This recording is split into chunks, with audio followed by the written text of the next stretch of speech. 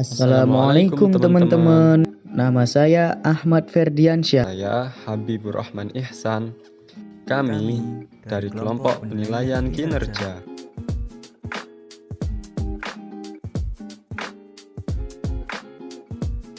Sebelum melangkah lebih lanjut, pertama-tama kita akan mempelajari tentang pengertian penilaian kinerja.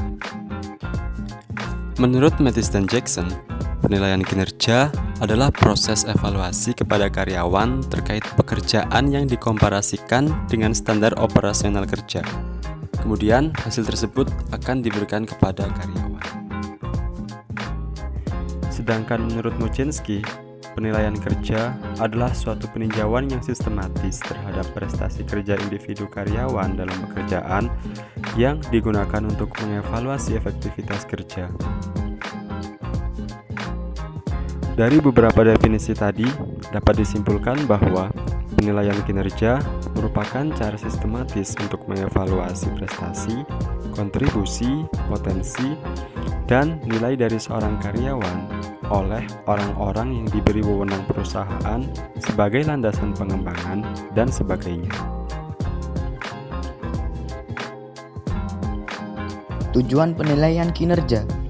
Tujuan penilaian kinerja secara umum adalah melakukan peninjauan terhadap kinerja karyawan di masa lalu, mendapatkan data yang sesuai fakta dan sistematis dalam menetapkan nilai dari suatu pekerjaan.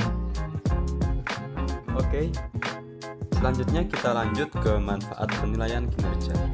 Penilaian kinerja secara umum memberikan manfaat kepada kedua belah pihak, yaitu organisasi maupun karyawan.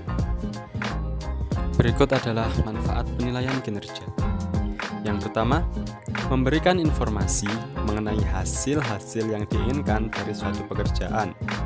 Yang kedua, mencegah adanya miskomunikasi terkait kualitas kerja yang diharapkan. Ketiga, menciptakan peningkatan produktivitas karyawan dikarenakan adanya feedback bagi karyawan yang berprestasi. Yang keempat, menghargai setiap kontribusi. Dan yang terakhir, menciptakan komunikasi dua arah antara manajer dengan karyawan. Proses penilaian kinerja. Menurut A.A. Moth, proses penilaian kinerja memiliki 9 tahapan yang saling terkait, yaitu yang pertama, menentukan tujuan dan alasan penilaian kinerja.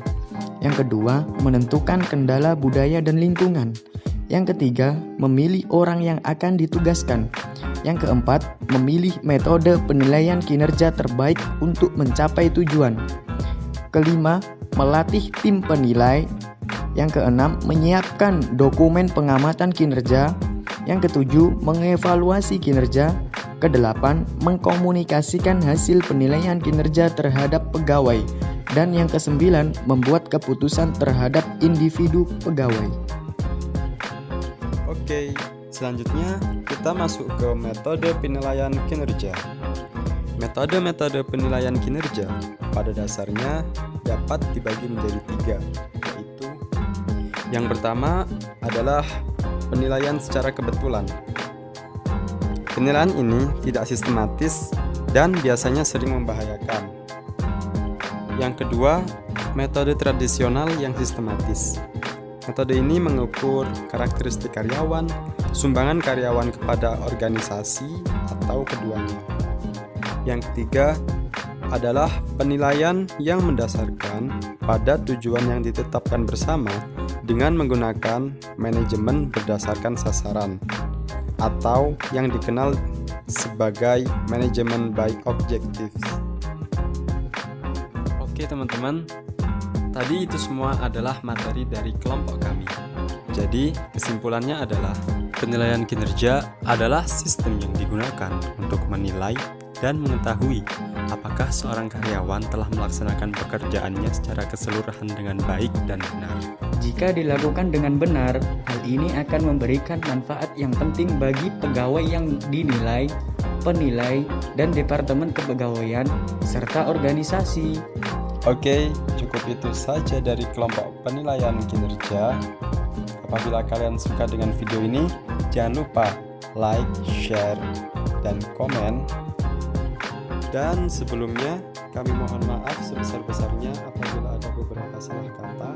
Terakhir dari kami, Wassalamualaikum warahmatullahi wabarakatuh.